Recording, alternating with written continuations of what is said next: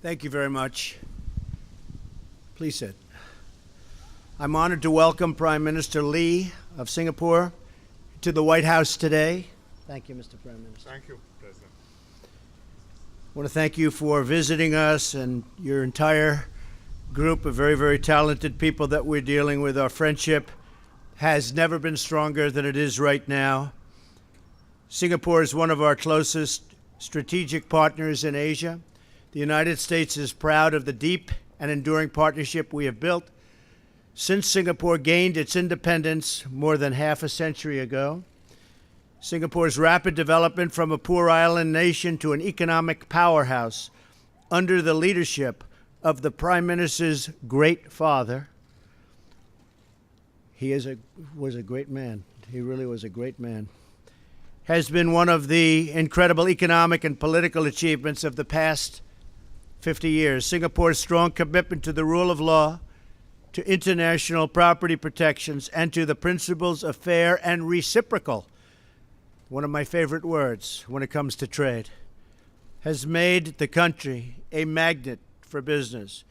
Today, over 4,000 American companies are operating in Singapore, and we have a very large trading relationship with Singapore. Earlier today, the Prime Minister and I witnessed a contract signing between Singapore Airlines, a great airline, and Boeing, worth more than $13.8 billion. I want to thank the Singaporean people for their faith in the American engineering and the American workers, and our American workers deliver the best product. By far, our robust partnership extends far beyond economic cooperation and trade. Mr. Prime Minister, as your father rightly noted, the development of the economy is very important, but equally important is the development of the nature of our society. So true. The United States and Singapore share profound belief in a society built on a foundation of law. A nation ruled by law provides the greatest security for the rights of citizens and the best path to shared and lasting prosperity.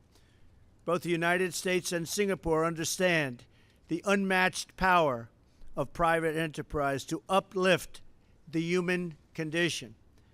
These values have made our society stronger, sustained our partnership through the Cold War, and laid a critical foundation for our lasting relationship today. Our common values and interests have led to a vital security relationship.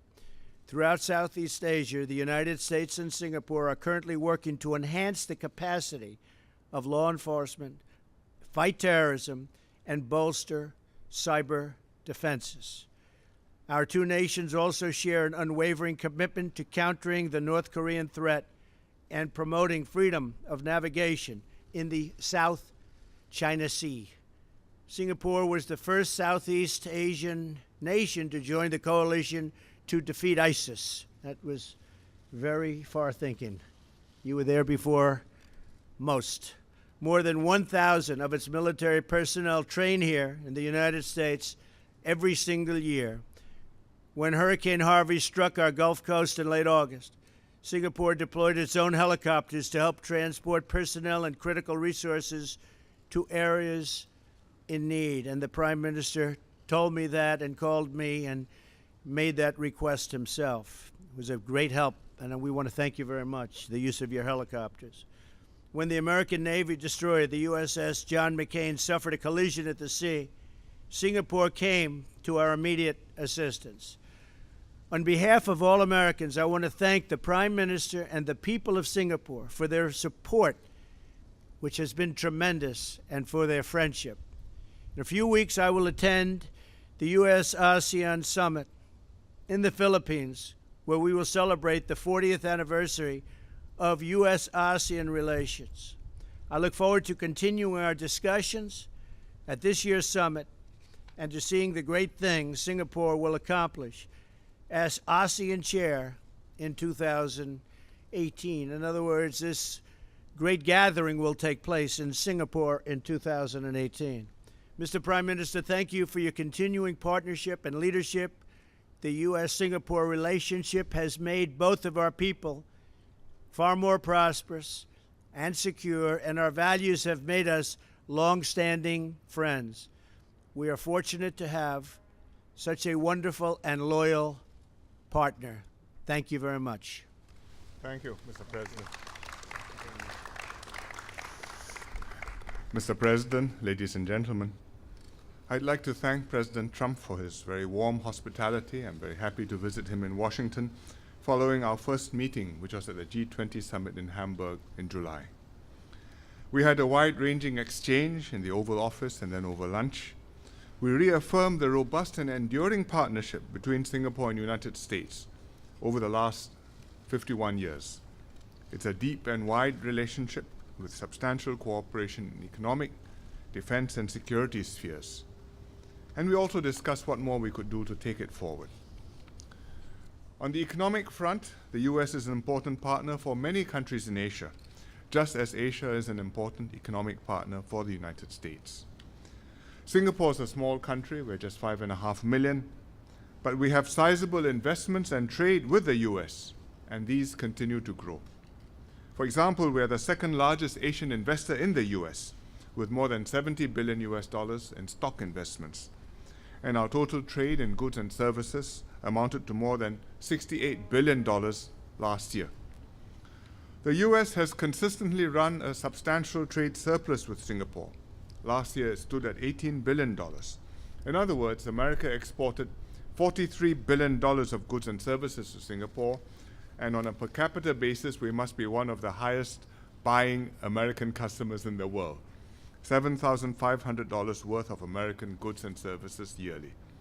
iPhones, pharmaceutical products, tires, golf clubs, financial and consultancy services. I mean the sticks, not the associations. And I discovered recently, looking at my sports shoes, that my New Balance shoes, which are very good, are made in the US, probably in New England. And of course, we buy Boeing jets. President Trump and I just witnessed a signing between Singapore Airlines and Boeing for SIA to purchase 39 Boeing aircraft worth $13.8 billion US. It's a win-win for both sides. It will further modernize SIA's fleet and also support many American jobs. Our defense ties are very strong. Singapore supports a military presence in Asia. Since 1990, we have hosted USAF and Navy aircraft and ships on rotational deployments. We thank the US for hosting more than 1,000 Singapore military personnel each year in training detachments in the United States. We have forces at Luke Air Force Base in Phoenix and in Marana, also in Arizona, at Mountain Home Air Base in Idaho, at Grand Prairie in Texas, and in Fort Sill, Oklahoma, where I spent 3 months many years ago. In fact, our Chinooks and military personnel in Grand Prairie were deployed to assist in the Hurricane Harvey disaster relief operations, and we are glad to have been of some help to our very gracious hosts. We have a close partnership too on security cooperation, including transnational security, terrorism, and cybersecurity. Singapore has lent early and consistent support to the Defeat ISIS coalition. We were one of the first countries to participate and are still the only Asian country to have contributed both military assets and personnel. And as I told President Trump when we met, Singapore will extend our existing deployment to the operation into 2018 for an additional year. President Trump and I naturally discussed the situation on the Korean Peninsula. We strongly oppose the nuclearization of the Korean Peninsula as it affects the peace and stability of the region.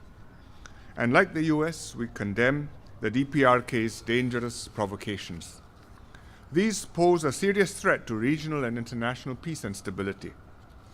I shared with President Trump what Singapore has done to pressure and to isolate the DPRK, going beyond UN Security Council resolutions. But there is no quick and easy solution. Pressure is necessary, but so is dialogue. The US will need to work with others, including China, South Korea, and Japan, and Russia, to resolve the issue. President Trump will be visiting China in a few weeks' time as part of his first visit to Asia.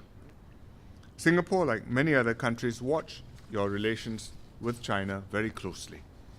It's the most important bilateral relationship in the world. China is the US's third largest export market for both goods and services. For agricultural exports, is the second largest. They buy soybeans, grains, and cotton, as well as farming machinery. And I'm quite sure that as their incomes go up, they'll buy more and more good American beef. I express my hope that the US will be able to maintain a stable and constructive relationship with China, engaging each other at the highest levels, building trust, establishing institutional mechanisms. Good US-China relations will benefit the region and the world. They will enable countries in the Asia-Pacific, including America and China themselves, to enjoy regional stability, peace, and prosperity. Finally, I look forward to seeing President Trump again in Vietnam and in Philippines next month to attend the APEC and ASEAN and East Asia Summit meetings. His presence in Asia will mean a lot to America's many friends and allies in the region, and it will open doors and develop markets for US exporters and investors. Although the President is not visiting Singapore this time round, I have invited him to visit Singapore at the earliest opportunity, and I'm very glad that he has accepted. Singapore will be the ASEAN chair next year, and we hope to strengthen our ties, ASEAN's ties with the United States, and further ASEAN-US cooperation. Thank you very much. Thank you very much, everybody. Thank you, President.